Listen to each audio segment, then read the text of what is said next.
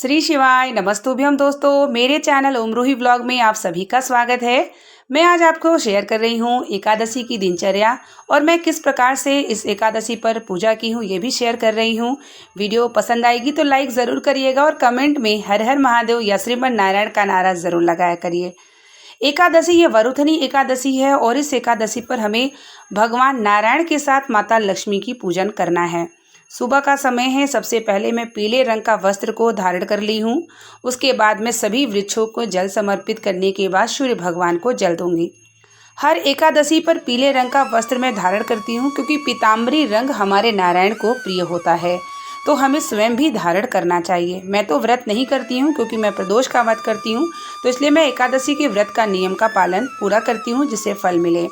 यहाँ मैं भगवान सूर्य को जल देने के बाद ही शुरुआत करती हूँ अपने सुबह की पूजा की, क्योंकि सर्वप्रथम हमें सूर्य पूजा करनी चाहिए। कोई भी व्रत है, कोई भी दिन हो, सर्वप्रथम हमें सूर्य भगवान के जल से अपने दिन की शुरुआत करनी चाहिए ताकि सूर्य नारायण की कृपा आपके जीवन में हो।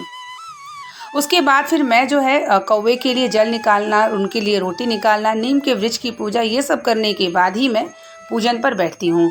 और एकादशी के दिन अगर आप व्रत नहीं करते तो नियम ज़रूर किया करिए, क्योंकि एकादशी का जब नियम करते हैं आप तो 84 लाख योनि की जब आप मनुष्य तन पाते हैं तो देखिए जाने अनजाने पाप सभी के जीवन से होते हैं। तो उस पाप को अगर आपको समाप्त करना है तो सिर्फ नियम का पालन भी कर लेते हैं तो आपको ज़रूर व्रत के समान फल की प्राप्ति हो जाती है। तो यहाँ मेरी बेटी भी साथ साथ लगी होती है।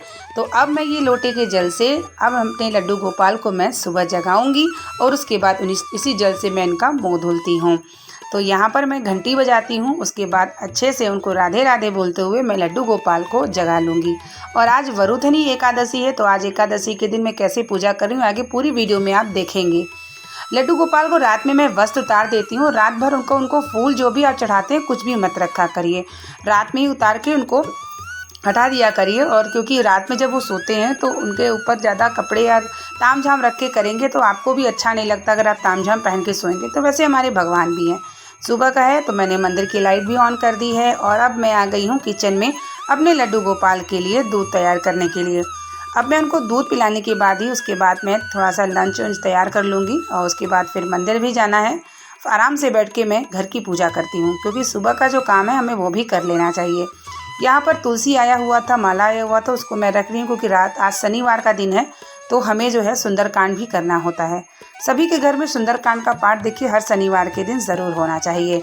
तो यहाँ पर मैं थोड़ी सी तुलसी ले लूँगी और अगर आपके पास तुलसी आज के दिन ना हो तो एकादशी के दिन तुलसी मत तोड़ा करिए और ना ही स्पर्श किया करिए, क्योंकि तुलसी माता भी तपस्या करती हैं आज के दिन। तो यहाँ पर मैं गाय का दूध धीरे धीरे लड्डू गोपाल को पिला लूँगी। तुलसी माता के नीचे दीपदान कर सकते हैं, लेकिन अगर आप तोड़ देंगे, स्पर्श कर लेंगे तो आपको कोई ना नियम और व्रत का फल मिलेगा। तुलसी माता को आज के दिन छुआ नहीं जाता और ना ही तोड़ा जाता है, पहले से हो तभी आप समर्पित करें। फिर यहाँ मैं रसोई घर में आ गई, मैं अपना जो है लंच तैयार करने के लिए, क्योंकि बच्चे भी हैं और हस्बैंड को भी देना होता है। सबको देने के बाद ही मैं आराम से पूजा करने के लिए बैठूंगी। मैं लड्डू गोपाल को दूध दे दी हूँ ताकि वह दूध पी करके बैठे रहेंगे। उसके बाद मैं आराम से आज मैं पंचामृत स्नान कराऊंगी। यहाँ मैं अपनी छोटी बेटी से बात कर रही हूँ।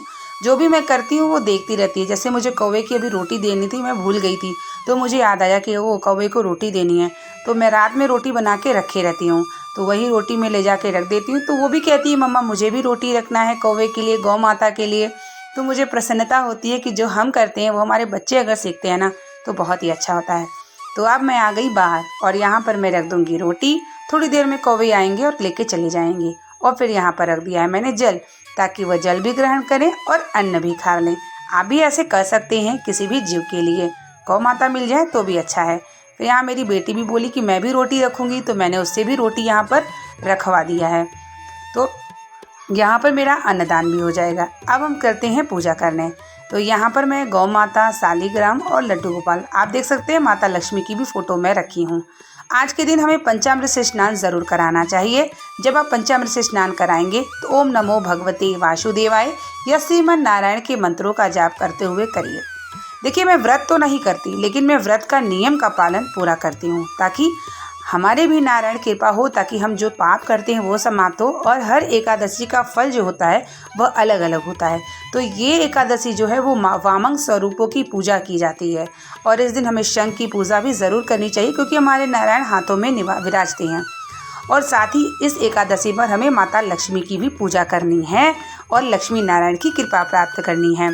तो यहाँ पर मैं लड्डू गोपाल को इत्र सेवा देने के बाद आज के दिन मैं इनको अच्छे प्यारे प्यारे थोड़ी भारी वस्त्र पहनाती हूँ, जिससे हमारे लड्डू गोपाल देखने में बड़े ही सुंदर लगें। तो यहाँ पर मैं लड्डू गोपाल के लिए सुंदर वस्त्र ली थी, तो उसी को मैं पहना रही हूँ। फिर इनका मैं धीरे धीरे श्रृंगार कर लूँगी। आज के दिन हमें सालिग्राम, अगर आपने जितनी भी फ़ोटो नारायण के स्वरूप हैं और लक्ष्मी जी हैं, उनको साथ में रख के पूजा करिएगा। आज के दिन जो वरुथनी एकादशी होती है, आज के दिन हमें लक्ष्मी जी की भी पूजा करनी चाहिए। आज के दिन आप श्री शुद्ध का पाठ और विष्णु सहस्त्र नाम का पाठ ज़रूर करिएगा। लक्ष्मी नारायण की कृपा आपके जीवन में प्राप्त होगी। और केले के वृक्ष की पूजा, चने गुड़ का भोग ज़रूर लगाइएगा। साथ ही गौ माता का दर्शन मिल जाए और कुछ ज़रूर खिलाइएगा। तो यहाँ देखिए, मैं शंख की पूजा, माता लक्ष्मी की पूजा, सालिग्राम की पूजा सबकी कर रही हूँ। मैं आपको इसलिए शेयर कर रही हूँ ये वीडियो, शायद आपको इस वीडियो से भी लगे कि आप भी इस तरीके से पूजा एकादशी के दिन कर सकते हैं और अपना नियम बना सकते हैं। महीने की 2 एकादशी पड़ती है, अगर आप नियम कर लेते हैं, पूजा कर लेते हैं, तो भी आपको व्रत के समान फल की प्राप्ति ज़रूर हो जाती है। यहाँ मैं लड्डू गोपाल को पीला पुष्प और तुलसी जो है ज़रूर समर्पित करती हूँ। तुलसी आज के दिन हमें समर्पित करनी चाहिए। शंख की पूजा इसलिए करनी चाहिए कि लक्ष्मी की कृपा होती है, तो शंख की पूजा करने से लक्ष्मी की कृपा होती है। और साथ ही जल और चावल उसके अंदर ज़रूर रखें। कभी भी शंख को खाली नहीं रखा जाता। अगर आप शंख को खाली करते हैं ना, रखते हैं, तो लक्ष्मी जी आती हैं, टिकती नहीं है, चली जाती हैं। तो इसीलिए कहा जाता है कि शंख को हमेशा भर के रखिए। तो अब यहाँ मैं आरती उतार लूँगी, घंटी बजा लूँगी और जैसे ही समय मुझे मिलेगा मैं श्रीमन नारायण श्री शुद्ध का पाठ और विष्णु सहस्त्र नाम का पाठ ज़रूर करूँगी। इसी तरीके से मेरी एकादशी की पूजा होती है। नियम का पालन, मैं चावल का त्याग कर लेती हूँ, लहसुन प्याज का त्याग होता है। हमारे घर में जो है ब्रह्मचर्य का पालन होता है, साफ सफाई होती है। और इसी तरीके से मैं एकादशी के व्रत का नियम का पालन और पूजा करती हूँ। तो मेरी पूजा हो चुकी है और आप भी पूजा जल्दी से कर लीजिए नारायण की, ताकि आपके जीवन में भी माता लक्ष्मी की कृपा और नारायण की कृपा ज़रूर हो। उम्मीद करेंगे कि वीडियो आपके लिए जानकारी भरी होगी। वीडियो पसंद आई, लाइक कमेंट शेयर ज़रूर करिएगा। बने रहिए मेरे चैनल पर, जो भी जानकारी मैं शेयर करती हूँ आप तक प्राप्त हो और आप भी भगवान की भक्ति करके अपने जीवन को सार्थक करिए। मिलते हैं नेक्स्ट वीडियो के साथ, तब तक के लिए श्री शिवाय नमस्कार।